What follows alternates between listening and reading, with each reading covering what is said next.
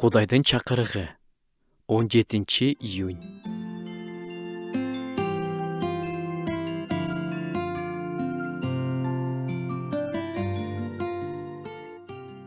Жаным, эмнеге чөгүп, эмнеге унтуп жатасың?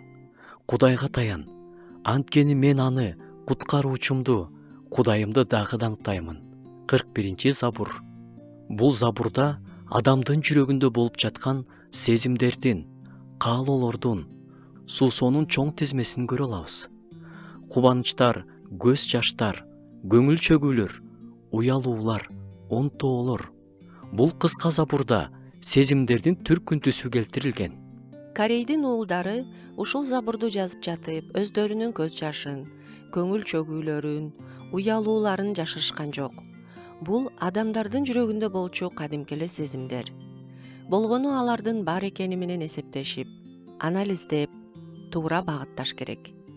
Аларды жүрөктүн түпкүрүндө жашырбай, башкара билиш керек.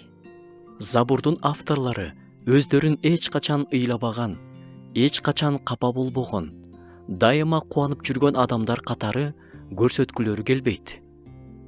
Адамдын жетилгендиги, анын ар кандай сезимдерге дуушар болуп, так ошол сезимдерин башкара алгандыгында забурдун авторлору өз жаны менен диалогко чыгып жатат.